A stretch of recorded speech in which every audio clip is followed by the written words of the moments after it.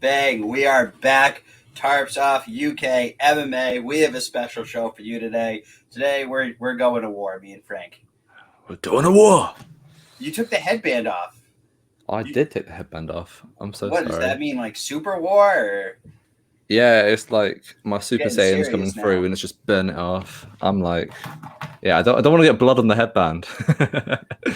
Yeah, so the name of the game today is we're going to take the UFC Champion and we're each going to try to name a fighter outside of the UFC that we think can best challenge that fighter to take his championship belt. Some of these weight classes, it's going to be a little ridiculous, and we'll start with one of the ridiculous ones, which is heavyweight. So we've got Francis Ngannou. Who is the fighter that you are picking to fight Francis Ngannou? I mean, yeah, this is the one, isn't it? I mean, yeah, there is a big deficit of talent outside of the UFC when it comes to the heavyweight division. And honestly,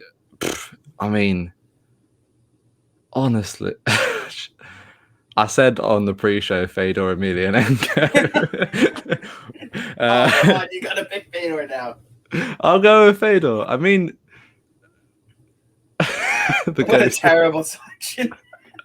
They're really, honestly, like I was just looking at what other heavyweights out there. I mean, I suppose the most competitive, maybe you could say, Alistair Overeem. Free agent now, no longer in the UFC. He could do something, but he's been knocked out by Ngannou before. I don't like that matchup at all. I also don't like the matchup that I picked myself. Yeah, go on, shoot. I got creative with this, and it's not. I thought outside the box, and I actually picked a Bellator light heavyweight. I'm going with Vadim Nemkov, the protege of Fedor. Yeah, I think he would definitely need to put on some tremendous pounds. I would like a 6-month camp for Nemkov going into this one, and I really still don't like the odds. I think that it's safe to say there's nobody outside the UFC that's challenging for Francis Ngannou right now. Yeah, Nemkov is not a bad shout. I didn't really consider him because in my mind I see him as a light heavyweight. Well, he is a light heavyweight. Yeah, but I mean, heavyweight would be a terrible. But he's beaten a natural heavyweight in Ryan Bader before.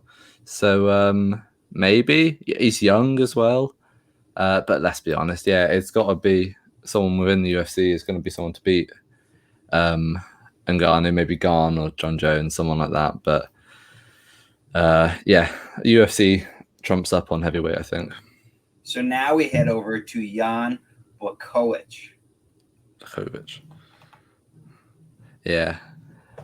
Big Jan, the Polish Power Factory. I mean, I think this is when Vadim Nemkov comes into play, in all honesty. And you could make a fair case for a lot of Bellator's fighters. They've got a really strong light heavyweight division over there right now. And Nemkov is top of the bunch. So, yeah, he's shown good skill. He's shown ring awareness. He's shown an ability to adapt on the fly. And Jan Blachowicz is a good fighter. I don't know if he's like an amazing fighter, like an outstanding fighter, a world beater. He's got power. Well, he's knocked out Corey Anderson, who might have been someone I would have considered. He's fights at Bellator right now, but obviously Jan's already knocked him out. And there are fighters like Rumble out there as well. But yeah, for me, Vadim Nemkov, I genuinely think he would stand a good chance. He can probably avoid those massive shots that Jan Blachowicz is throwing around, and go strike for strike for him. And he's shown that he can mix the wrestling in. I know Blachowicz can do that as well. But I think, Nemkov. Continue. No, that's pretty much it. So I think your fighter would win that fight. I would pick Nemkov over Jan, and I also think my fighter would beat Jan as well, who is also not in the UFC, but also not in Bellator. He is in one championship, and that is Rainier de Ridder. So he came up and he fought Ong La Song at light heavyweight and looked, I thought, better at light heavyweight than he does at his natural weight of middleweight. I think the extra weight helps him with his style, his game plan. I would pick Rainier de Ridder to to take the belt from the champion there as well. It's a good shout, but I think because if you think about it, Unlar Song isn't the biggest light heavyweight. No. Himself. Jan is a big motherfucker. He's thinking about going up to heavyweight himself. So there might be something. Yeah, but he's thinking about going up to heavyweight in one championship where like who have they got? Arjun Bulla right now, who was let go from the UFC. Arjun Bulla did actually very well before he was cut from the UFC. He did not get cut because of performance. Don't put that slander on. I didn't say that. I just said he just got let go. He wasn't. You're trying to stir up Mancuso. Not even here. No, I like Bulla, but to be fair, he could have been a shout for heavyweight maybe. But yeah, I think Blachowicz, personally, I think Blachowicz is too big for Derrida, in my personal opinion. Just would outmuscle him. But yeah, Derrida's skilled, but I lean to the Polish power. I don't know. They're both great wrestlers. Renier seems like his wrestling is coming more into zone. Got on the MMA train a little later in his career than he probably would have liked to, but now he's moving forward. He's the 2-weight world champion over at One Championship, looking for a third belt in the heavyweight division. But we are going to move it on. Up next, this is a tough one. We've got Israel Adesanya in the middleweight division. Yeah, honestly, Adesanya is... Well, he's undefeated at middleweight, isn't he? He's got that huge kickboxing record. He lost to the UFC light heavyweight champion in an attempt to move up, which didn't work. But, when he's at middleweight, he is a monster. And the fighter who could... I mean, Derrida is not a bad shout again, to be honest, but... we saw only this weekend what Gegard Mousasi is capable of over at Bellator. He's good. He's 39 wins on his record now, something like that. He's well-rounded. He can compete anywhere. And I think he would have a chance against Izzy. I don't know if I'd back it. In fact, I wouldn't back him. But he would have a chance. As he can grind something out. He could show Izzy some new looks, because I do think there is a lack of really high-level fighters at middleweight. I think maybe the top 5 are pretty good, but even people like Paulo Costa, I think he is an athlete. Athlete first, fighter second, right? He's got an amazing physique and he's got so much natural power. But how much does he put into the actual martial arts side of it, learning technique? Because he does just blitz in sometimes. Gegard Mousasi has been in the UFC octagon, the Bellator octagon, you name it, and has nearly 40 wins on his record. He's got experience. He's a veteran mixed martial artist, and maybe he would show Israel Adesanya a couple of new looks. This is another one that I really don't want to put up anybody. Anybody is beating Israel Adesanya. I guess I would go with Renier de Ridder again, but that's a terrible matchup. That's an awful matchup for Renier. Izzy can really keep the distance. He's hard to get in to get those takedowns. I mean, Jan did it, but let's be honest. Jan did it because he weighed about 30 more pounds than Israel Adesanya. I don't think anybody coming in at the same weight as Izzy is going to be able to get those takedowns and even close that gap without getting absolutely destroyed themselves with strikes. Izzy's your champion. Renier de Ridder would be the guy that I think has the best shot to beat him, but I don't love that matchup either. I like Renier more at light heavyweight in the UFC rather than taking a belt from Izzy. Really? I suppose when I said before the lack of really high level martial artists at middleweight, one of the big sort of individual components that middleweight is lacking in the UFC is high level wrestlers, high level ground game fighters. I mean, apart from Derek Brunson and I suppose Jack Hermanson, are there any really high level fighters who could take the fight to the ground and throw up submission threats or ground and pound like that. I mean, maybe. I still lean Izzy. Yeah, I'm going with Izzy. Next up, we have another tough one. Usman, welterweight champion. I mean, I don't want to keep going down the Bellator route. But okay, yeah. PFL's Magomed Kerikov, I believe. Is that the name? Yeah, Magomed Kerikov. Yes. He picked up another victory this Friday again, didn't he? And has looked really impressive. Is sort of still under the radar. I believe he's won the welterweight season or whatever they have.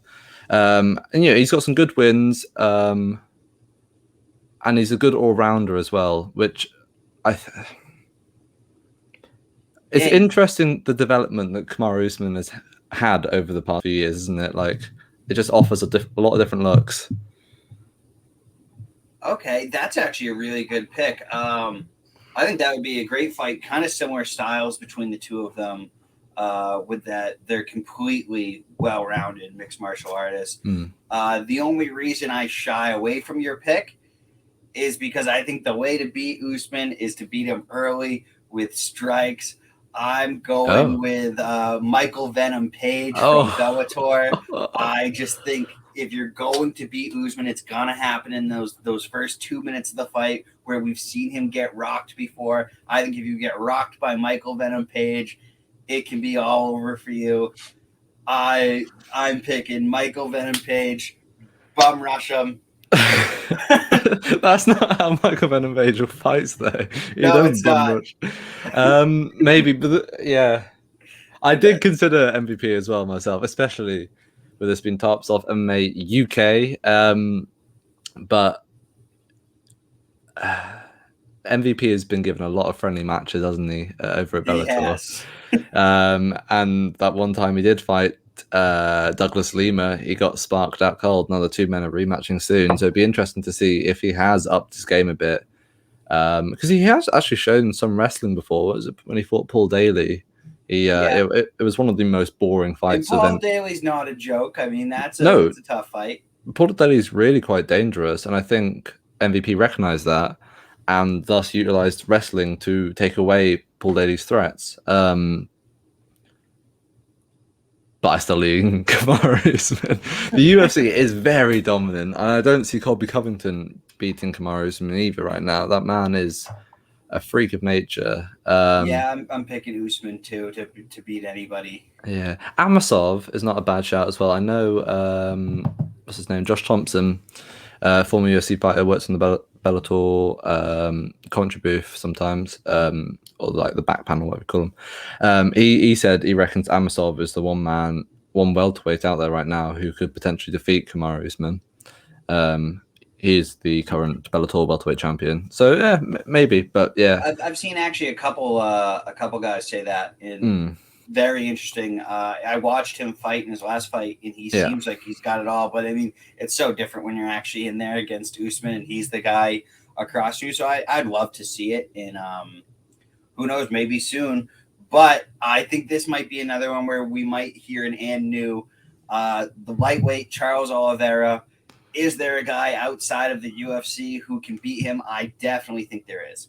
Yeah, I know who you're going to pick. Shoot, go on, Jack. I got Christian Lee here. I think the Phenom over at One Championship. He's young.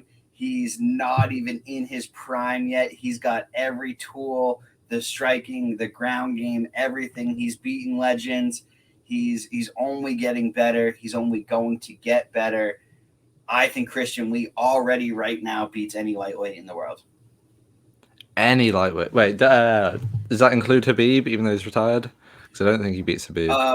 No, Habib is retired. Yeah, I know, but he's still training every day. I'm sure he's on weight. Hold on. If you're going to bring out...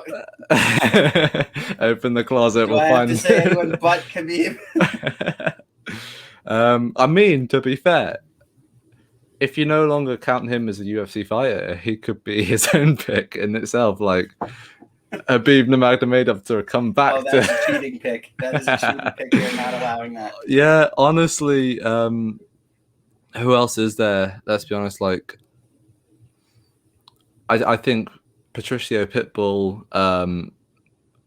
He's maybe, I don't know if he's showing his age, but he's undersized 100% at lightweight, 155. He's almost a bit undersized at featherweight. So I don't fancy his chances against Chucky Olives. His brother's there. Maybe AJ McKee moves up. I would like to see him maybe get a few fights over at Bellator at 155 pounds to put something together. And then apart from that, I mean, maybe someone like Eddie Alvarez could give him trouble just with his skill set alone. I know he's past his prime and he got pieced up by Yuri Lapicus. Not even Lapicus. Okray Yoon. Okray Yoon, yeah. Yeah. He was winning the Lapicus fight when... Yeah, the back of the head of that. Maybe Alvarez. Everyone always used to say that he was sort of the worst nightmare of Habib Nurmagomedov.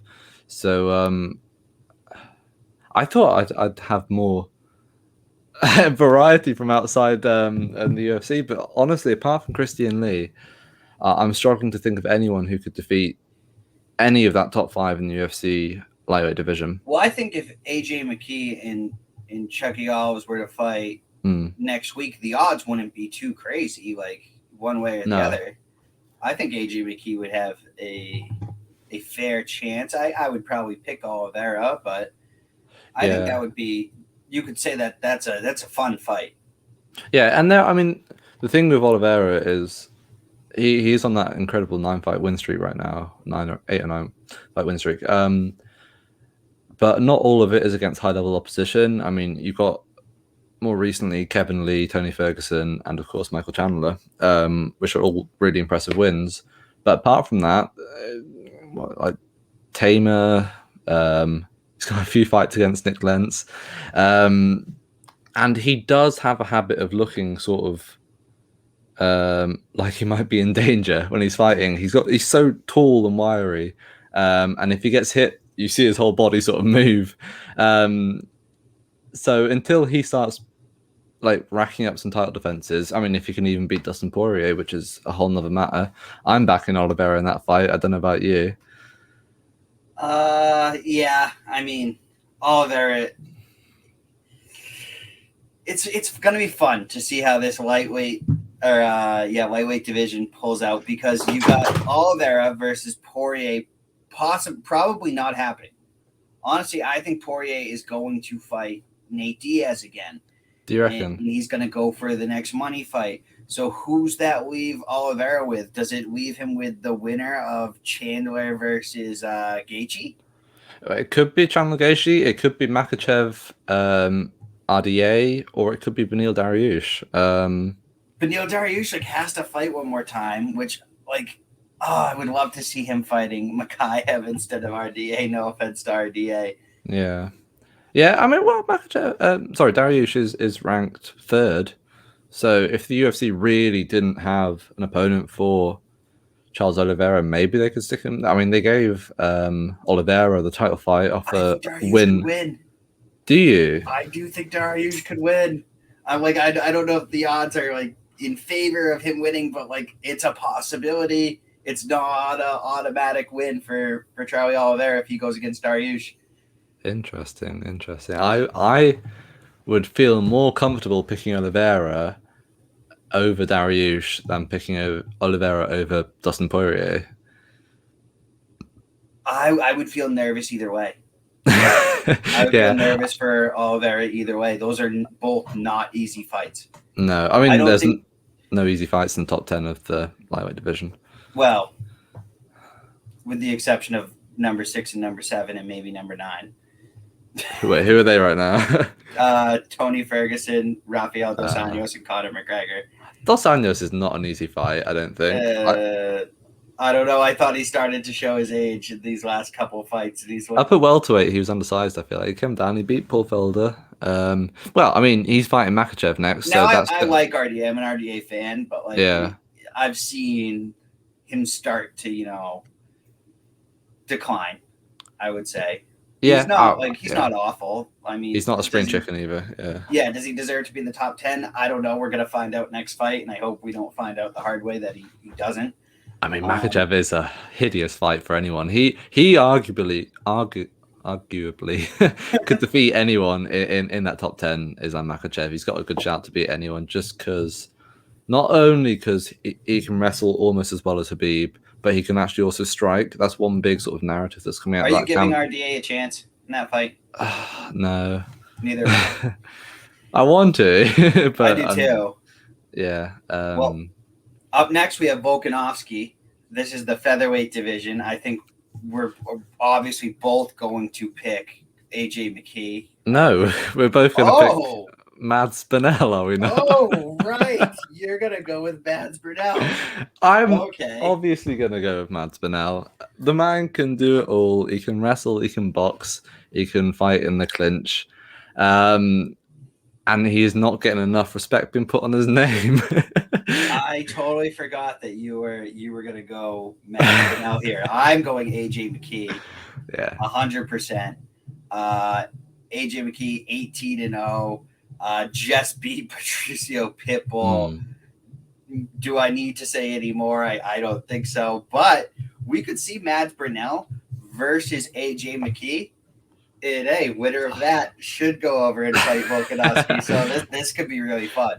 I pray we get that matchup. I know right now Bellator are looking at making the winner of Adam Borix versus JJ Wilson be the next #1 contender. But maybe after that, we get Burnell versus McKee, which I would just love that fight. Yeah. I'm just intrigued. Honestly, I am a massive Mads Burnell fan. There is, I mean, that's much as obvious, but I like AJ McKee too, and I'm intrigued as to how that fight would play out.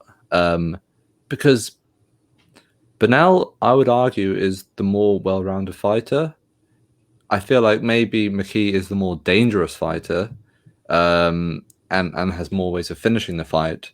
But I feel like everywhere the fight goes, Mads Burnell would be comfortable and would be able to, in some ways, enforce his game on McKee.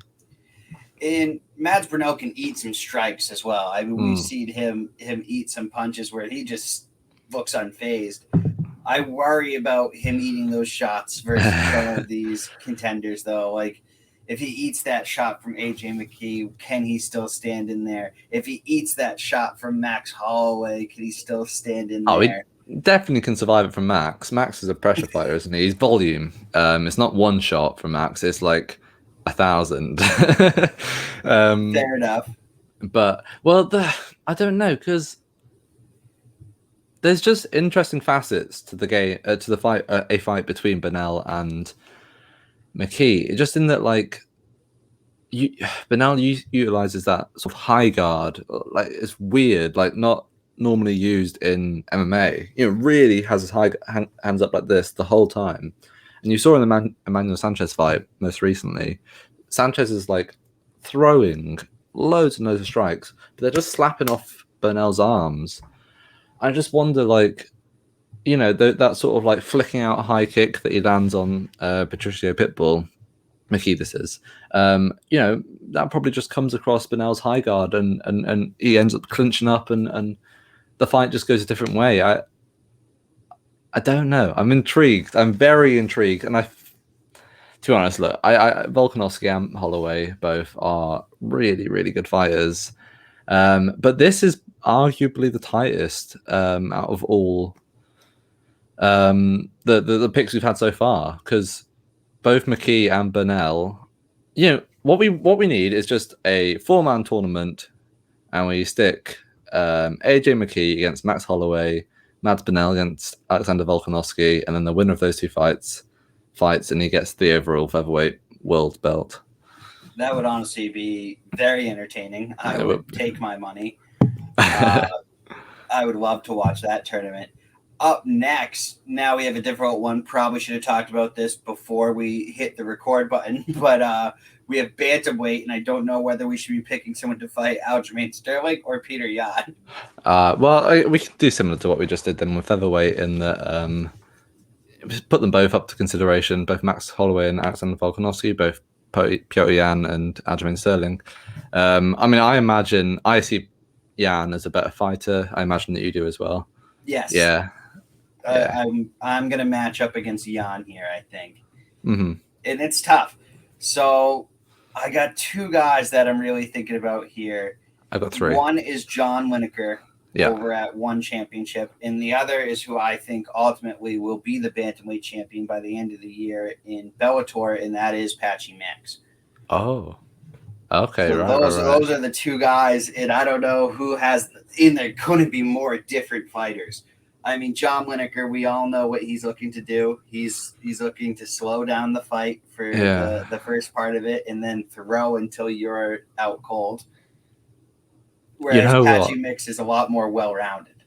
A fight between Jan and John Lineker would be so fun. Just like imagine how fun that would be. Like, oh yeah, I can't because Lineker's never been finished, has he?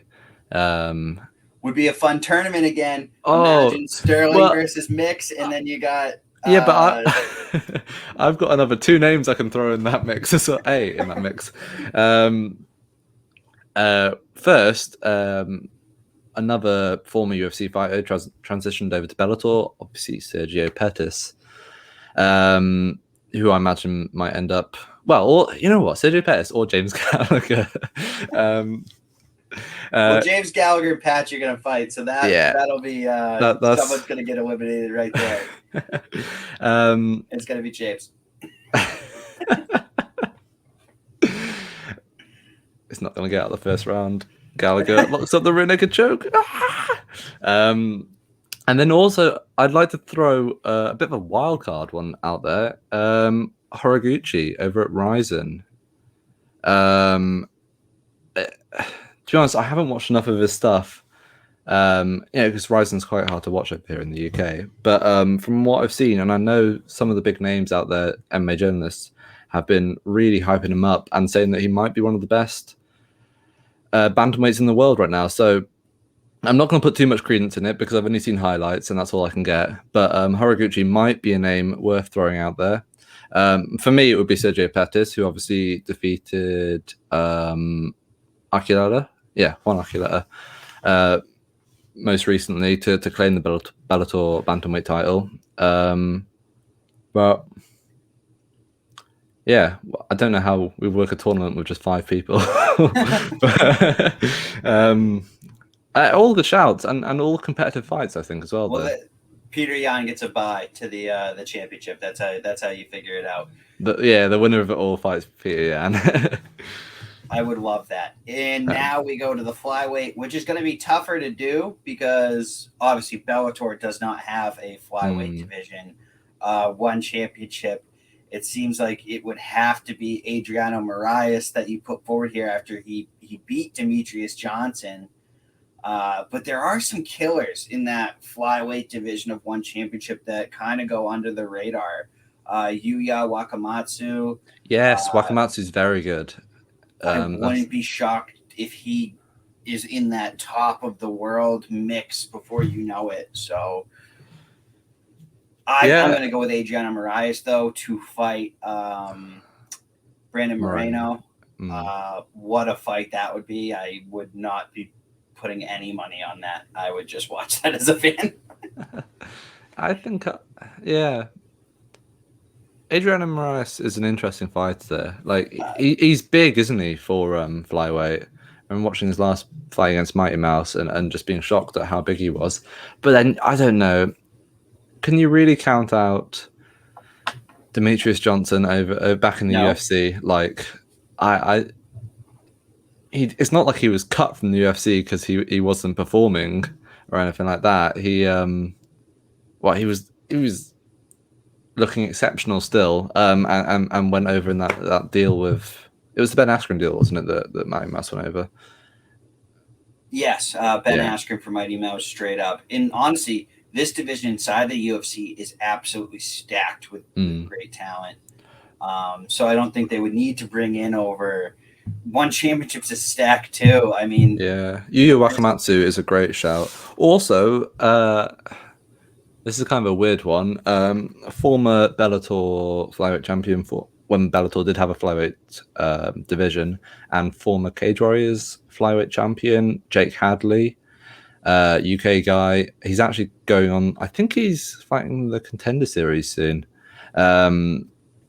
which seems like a bizarre take for the UFC to put him on there and not just stick him straight in their division. But he maybe not right now, but I feel like he's someone who potentially could compete at the top of that division as well. Not necessarily a pick, but just like an honorable mention to Jake Hadley. Honorable mention. Hell yeah. And now we'll do our last for the men here. The pound for pound. Who's the pound for pound number one guy not in the UFC? Oh, wow. I hadn't even thought of that. Pound for pound not in the UFC. Oh, man. I mean, I'm going with Christian Lee from One Champion. yeah. I think he's the most phenomenal talent, not in the UFC, only 22 years old. We haven't even seen the best of him yet. Already a champion. He's just been spectacular. He got those losses out of the way early on in his career, and I think it was good for him. I might have to agree with you because I don't feel like I can put like someone like AJ McKee up there, even though he's a champion and he's got an 18-0 record. He hasn't really fought a large amount of big names. The only person outside the UFC I could think of, and we're just doing the men's pound for pound, so it doesn't even register because the only one I can think of that's up there with Christian Lee is his sister in pound for pound. Yeah. But then, Christian Lee's fought some decent opposition, but he has lost a few fights. Not in a while, though. No, not in a while. Becoming the champion. Yeah, true. Yeah, I think I'm gonna have to agree with you actually for once. Christian Lee. There we go. And now I think we're gonna hear another Lee name as we take it over to the women's strawweight, Rose Namajunas. I think it's got to be Angela Lee. I don't see any other fighters that are even close. That is the fight. If we're talking outside the UFC, that's what I want to see. I would take my money. Rose Namajunas versus Angela Lee. And then now we go to the women's flyweight. Who takes on Shevchenko? That's it, isn't it? Shevchenko has basically cleared out the UFC's flyweight division, which is sort of, UFC is considered the penultimate, elite fighters of the world. And if none of the fighters there can compete against her, is there anyone outside who can? Because I'm honestly just looking at the other promotions fighters. I don't know if there is. Yeah, I mean, Invicta has some great talent, but I just don't know if there's even anybody in that talent pool that I honestly could say. Liz Carmouche, maybe. But, Yeah, I don't know. Maybe, like, Bellator have got a few fighters. Lima Lane McFarlane is okay. I don't really fancy any of their chances against Juliana Velasquez. Yeah. I mean, I'm saying that this one is going to be Shevchenko's. The fighter that can beat her, I don't think has appeared on the radar yet. So next up is Amanda Nunes. Yeah. We were talking about this before. I mean, there's no one that can beat Amanda Nunes, but there are fun fights to make. Kayla Harrison is that fun fight to make. Yeah, I suppose. Well, saying that, maybe that would be featherweight even, because that's where Harrison fights right now. Or is it even lightweight she fights at? I believe she fights at featherweight, which Amanda Nunes is also the champion there. Yeah, maybe Clarissa Shields and Amanda Nunes could meet at a catchweight. Honestly. I don't think anyone's doing it at bantamweight that could beat Amanda Nunes. So you kind of just got to call Amanda Nunes the open weight champion, right? Yeah, well, because you can't even really say Chris Cyborg anymore, can you? Like, because Nunes knocked her out. Like, and Cyborg is that number 2, I think. Yeah. You know, Cyborg versus Kayla Harrison would be a very interesting fight. Yeah, take my money. I feel like we're just like slowly matchmaking. Yeah, I would really like to see something like that. I wonder if, because Harrison said her contract's running out soon, so she's looking to become the most sought after free agent in the game. And she will be. I think we can get to our women's pound for pound right now, because you're basically deciding between Angela Lee and Kayla Harrison. And Jesus Christ, that's tough. Who are you going with for women's pound for pound outside of the UFC? I suppose it depends how you look at it, because like I feel like in terms of body of work, Angelique's done more at one right now. Just in terms of experience, obviously, if you look at experience outside of MMA, Kayla Harrison has done great things in the world of judo. It is tough. Oh no, you know what? No, I put Cyborg as pound for pound number one. To be honest. Okay. I don't disagree with you there either. That's a great pick. Just based on experience and body of work and stuff like that. And then I put Cyborg, Harrison, Lee. Really? Okay. I'm kind of the opposite. I go Lee, Cyborg, Harrison. So, I mean, I don't think you can really go wrong any three ways. You put those. They're all different weight cut. Well, not Harrison and Cyborg as much, but you got to put Cyborg ahead just because of the body of work. Yeah, exactly. It's tough. I mean, I hate pound for pound rankings because it's what they are. They're pound for pound rankings. We're literally matching up an atom weight versus the like highest weight division that females fight at. So, so it's the lowest and the highest. So it's really it's tough doing the pound for pound stuff, but it's part of fighting. It is part. Yeah, I do hate pound for pound rankings though. I know.